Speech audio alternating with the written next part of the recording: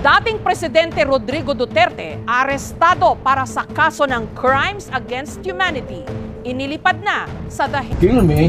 ang mga pinagdaanan sa linggong ito ni dating Presidente Rodrigo Duterte mula pag-aresto sa kanya. Virtue of the warrant of arrest issued by the ICC for crimes against humanity. Mr. Duterte was arrested in compliance with our commitments to Interpol. Sabihin nyo kung saan siya dalahin. Hard way. Hanggang pagbiyahe sa the Netherlands para harapin ang mga kasong isinampa laban sa kanya kaugnay ng madugo niyang giyera kontra droga. I will kill more if only to get rid of drugs. Dapat lang panagutin si Duterte at dapat lang ikulong. Masakit bilang ina na mawalan ng anak sa murang edad. 3 taon lang siya. To my countrymen, I am about to land sa Hague. Quel est votre nom et prénom? I am Rodrigo Roa Duterte. This will be a long legal proceedings. So be it. Malaking balita sa linggong ito ang pag-aresto kay dating Presidente Rodrigo Duterte para panagutan ang mga biktima ng kanyang madugong giyera kontra droga. Minsan pa ang ating bayan nahahati. I am a citizen of this country, a former president, and you show me a piece of paper and you ask me to go with you? A warrant of arrest. You will just have to kill me. Kung hindi ako papayag, kung kakampi ka dyan sa mga puti.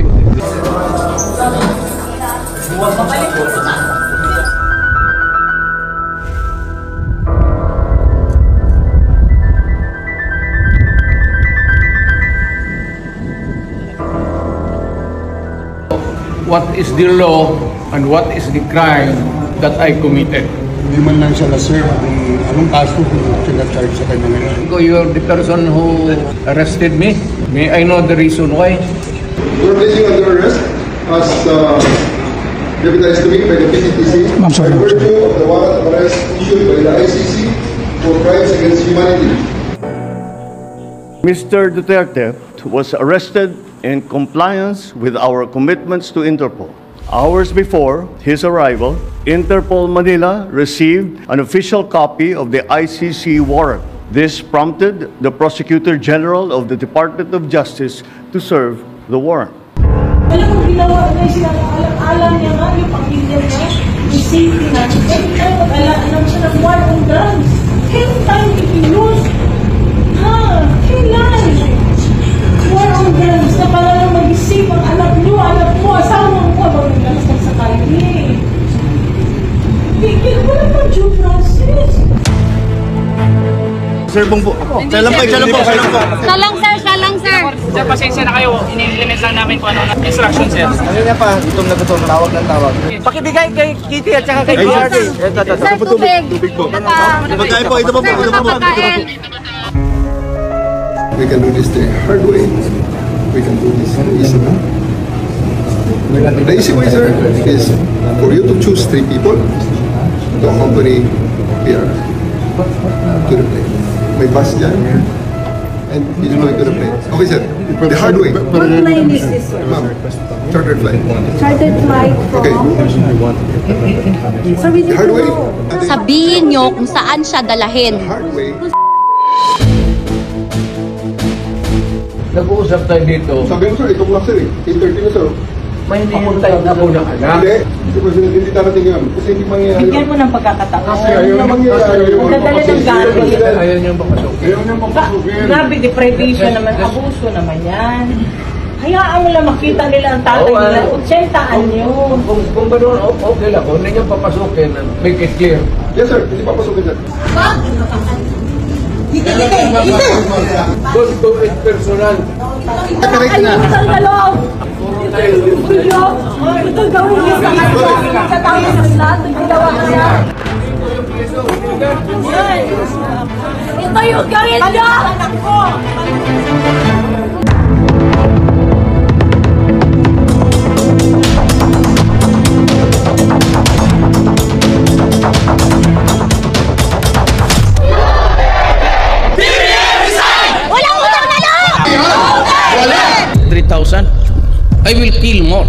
if only to get rid of drugs. Dapat lang panagutin si Duterte at dapat lang ikulong. Kung yung anak niya, nakikita niya yung tatay niya makukulong. Ang aking anak hindi ko na nakikita.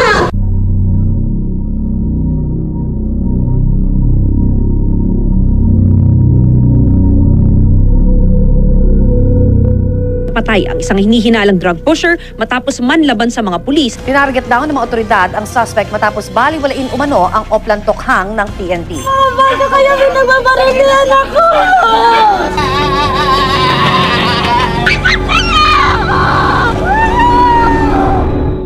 Ako si Lijay Acopio. Ako yung mother ni Micah Ulpina, the youngest victim of drug war. Di bali, hindi lang isa po ang biktima sa akin. Ang live-in partner ko po. Magliliwanag pa lang nun. Natutulog kami mag-anak. May nagbabasag ng jealousy sa baba. Ang pambasag nila, Armalite, parang paganyan. Kinising ko yung partner ko. Sumilip ako.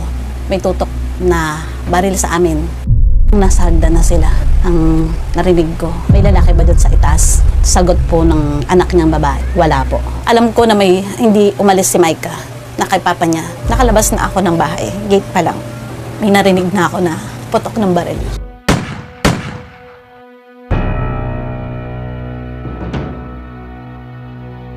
Maya-maya may sumigaw.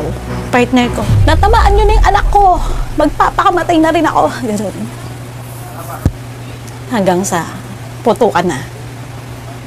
Inaabot niya po yung anak namin sa pulis na nasa baba. Makaawa siya na itakbo sa ospital. Pero binaril pa po siya sa dibdib. Wala silang awa.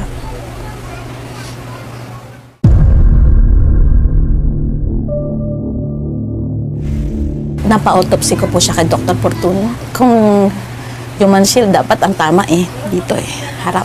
Hindi po Ang bala galing po sa ilalim. Nape tagos sa tenga.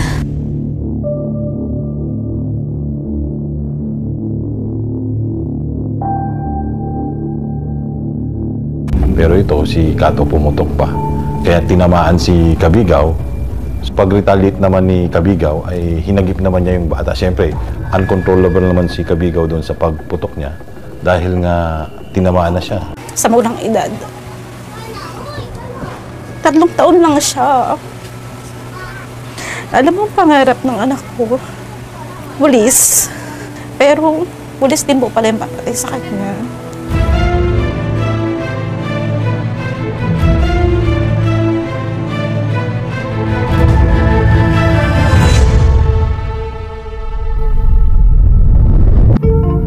Ako po si Grace Garganta. Ang biktima po sa amin is yung papa ko po at yung kuya ko. Aminado po ako. Nagbebenta si papa ko. Biglang pumasok lang sila sa amin. Mga nakasibilyan. Pagkatok, ang nagbukas si mama. 3 hakbang lang. Pinagbabar nila si papa. Walang ibang tinanong. Tapos nung gumalaw si papa, binaril siya ulit. Kuya, natutulog yun sa tricycle. Tapos isinakay siya sa single na motor. Tapos ang nabalita sa DP na pinatay na ng laban. Sa halip na makipag-cooperate sa ating mga kapulisan, nagpaputok. Kaya pumutok na rin ang mga tropa natin. Pinakamasakit yung iuwi ko silang dalawa. Na wala nakakaalam. Ako lang. Nahihirap lang yung kaya niyong patay. Sabi ko nga, 3 to 6 months, tapos lahat to 2016 lang po ako first time bumoto ng presidential. At siya po ang binoto ko. Pag nakakapanood ako ng news, lagi ko sinasabi, parang hindi naman totoo yung. Nung sa akin na nangyari, kailangan kong ikwento kung ano yung totoong storya. Kasi hindi lahat ng napapatay, drug addict. Sa Pasay po siya nagtatrabaho, hotel room boy po. Pumasok siya nun, hindi na siya nakauwi. Hinanap namin siya. Hanggang sa nagpasya na kami ng asawa ko na magtungo na kami sa mga presinto. Adik ba anak mo? Sumagot yung misis ko, hindi po. Pumunta ko kayo sa Puninaria Cruz. Wala sa isip ko na magiging biktima yung anak ko. Kasi hindi naman siya nagdodroga. Nagulat na lang ako nung makita ko yung anak ko. Ubod-ubad na siya, marami siyang tama ng bala. Ayon sa medical legal, yung tama niya, lahat palusong. Pababa. Indikasyon daw na nakaluhod yung bata. Binabaril, nagmamakaawa. Durog ako. Durog na durog. 8 taon. Stress ako. Hindi na nga ako nakapaghanap buhay. Ang asawa ko ng kaya naawang ako sa kanya. Kasi parang nawalan ako ng gana sa lahat.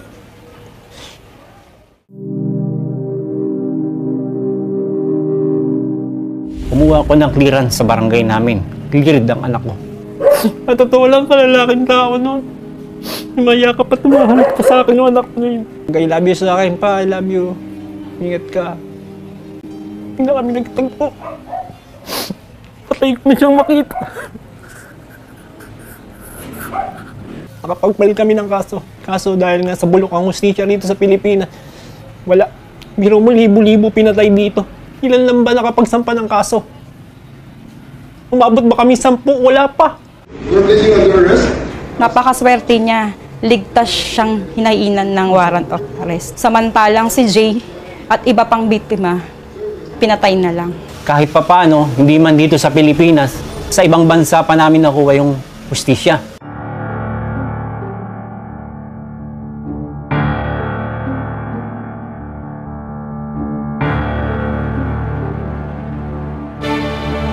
Nakuto yata kayo madalas noon in the past na pagka mga kriminal dapat mamatay or something to that effect?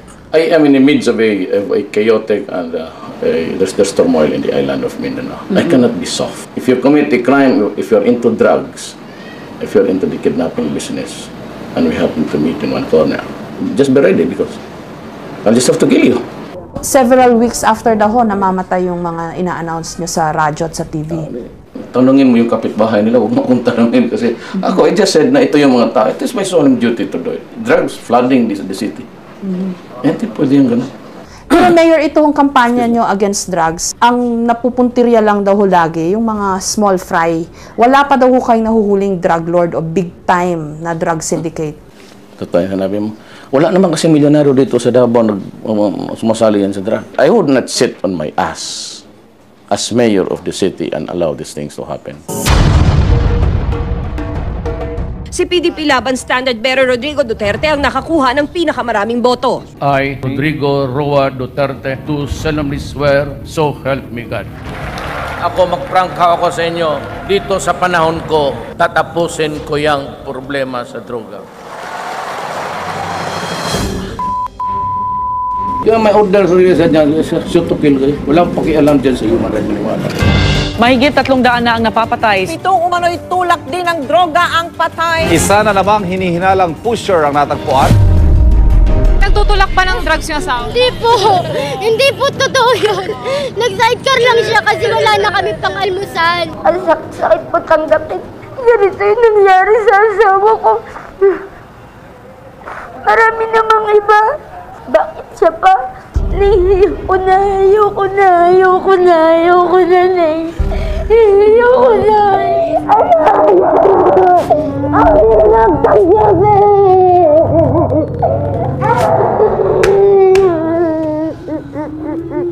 Kung ayaw ninyong mamatay, ayaw ninyong masaktan, huwag kayong umasa dyan sa mga pare pati human rights. Hindi nakakapigil yan ng kamatayan. Tapos nandiyan ka, nakabulagtad. And you are portrayed in a broadsheet na parang Mother Mary cradling the cadaver of Jesus Christ. Ayan yung mga yan eh. Magdramahan tayo dito. As of December 22, Mr. President, according to the PNP, almost 1 million na po yung sumurrender. Yes. Over 42,000 arrested. Yes. Pero meron din pong killed na over 2,000 according to the PNP, not to mention the 3,000 to 4,000 na binabanggit pong DUI, deaths under investigation or EJK na tinatawag po ng iba. So ibig sabihin po noon, may mga nagpasko na walang ama, walang ina, correct, walang kapatid, lolo, lola, tiyuhin. At sinasabi nila, hindi nila tinatanggi ho na user yung kanilang mga mahal sa buhay. Pero hindi naman daw ho nanlaban, hindi drug pusher, pero pinatay pa rin, even yung mga sumurrender.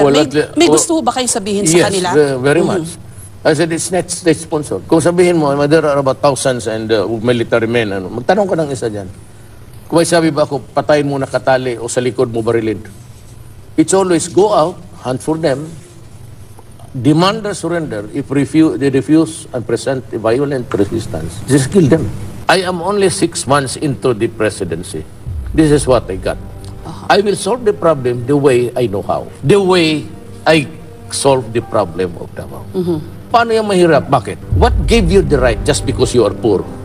What gave you the right to with my country? Pag ikaw ay isang leader, dapat may batas kang sinusunod. Hindi ka naman hari eh. Ang binigay sa iyo dyan ay hiram na kapangyarihan na galing sa taong bayan. At meron ring kaakibat yan na batas para sa international community.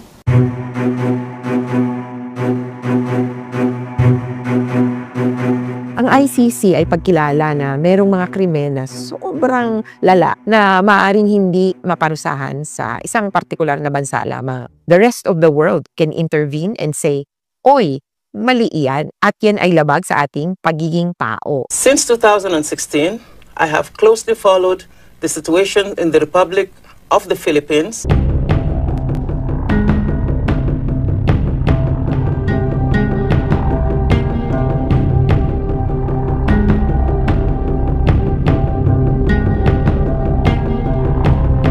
Meron akong death squad. Ito, pero hindi yung mga pulis. Sila rin yung mga gangster. Yung isang Mr. Chair? gangster, utusan ko. Patayin mo yan, kaya kung hindi mo patayin yan, patayin kita ngayon. May rewards po ba yung 7 taong iyon kapag nakakapatay sila? Ay, hindi ma'am, mayayaman yung mga, maraming na mayayaman sa Davao. Sinabi nyo na in-encourage nyo ang PNP na i-encourage yung suspect na lumaban. Yes. Para mapatay, para Yes. masabing nanlaban. Correct. Correct. Para Ito sa very ma-minimize. incorrect. Correct, yes. Very incorrect po, Yes. I may say as a It's civilian, not sa professional police. Kung pabalikin ako, sir, gagawain ko uli yan. I am about to land sa Hague for all of the whatever happened in the past. Ako na yung nag-front sa ating law enforcement. Ako ang managot sa lahat. I will continue to serve my country. So be it. Ganun ang destiny ko. Interpol asked for help and we obliged because we have commitments to the Interpol which we have to fulfill. If we don't do that, they will no longer help us. As of March 17 of 2019 po, hindi na po tayo membro ng ICC. As a general rule po, wala na pong jurisdiction po ang ICC dito sa ating bansa. I would say, hindi tayo membro. Ngayon, hindi tayo kailangang sumunod sa ICC. Ngayon, pero nung panahon na miyembro tayo, kailangan. Kaya si Duterte ay nasa clown ng ganung klaseng investigasyon. Yung binasa kasi ni General Torre, Miranda rights under Philippine law, forgetting the fact na ito po ay foreign judgment po ito. So you have to apply also International Covenant on Civil and Political Rights. So dapat dun ma-include yung reasons for his arrest. Kumpleto, maayos yung itsura ng warrant of arrest. Nandoon yung kinakailangang mga impormasyon ayon sa Rome Statute na rin. Maliban sa hindi pagsunod sa Article 59 ng Rome Statute. At yun ay ang pagdadala kay Duterte sa isang lokal na korte kung saan tatanungin siya kung meron bang naging paglabag ng kanyang karapatang pantao. Hindi yun ginawa ng Philippine government. What do you call it? State kidnapping? And all because mukhang matatalo sila sa midterm elections. Mr. President, sinasabi po nila na ito ay political persecution lamang at may kaugnayan din daw sa 2028 elections.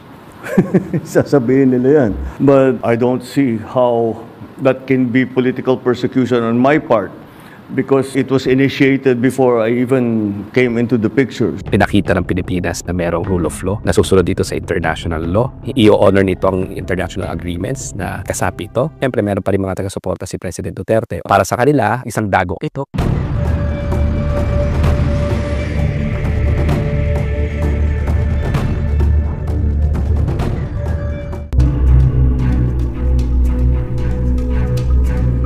I am Rodrigo Roa Duterte. On 7 March 2025, pre-trial Chamber 1 concluded that there were reasonable grounds to believe that Mr. Duterte is criminally responsible pursuant to Article 25(3)(a) of the Rome Statute as an alleged indirect co-perpetrator for the crime against humanity of murder pursuant to Article 7(1)(a) of the statute. To the less legally inclined, it was a pure and simple kidnapping.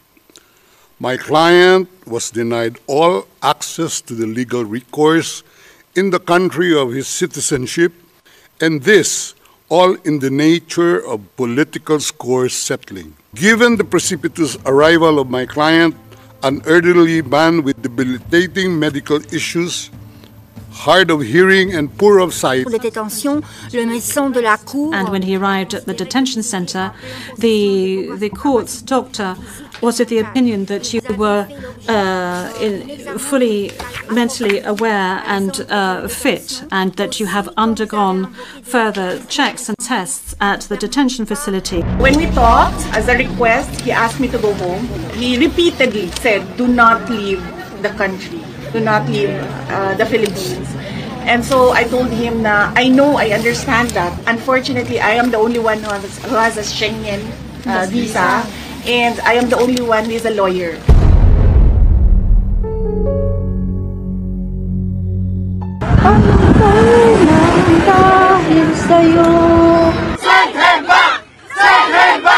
Ang pinusan ako ang proteksyon na ikahantag ka na ako sa Senado, hindi na kaya, hindi na ko mangitagubot, hindi ako ihantag kong kumaligon sa nila para kumbanan ako si...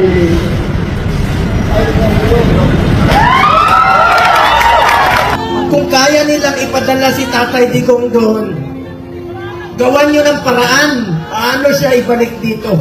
Hindi kami po sa ngayon na narito siya kasi sa tanda-tanda pa niya. Nung presidente pa siya, okay man, takbo ng Pilipinas. Napakalaki pong po sa amin yun, na makamit namin yung hustisya kahit padahan-dahan. At nakikita po namin si Duterte na nilitisin po sa husgado. Hindi kami papayag na pabalikin siya rito sa Pilipinas, dito litisin. Tututulan po namin yun.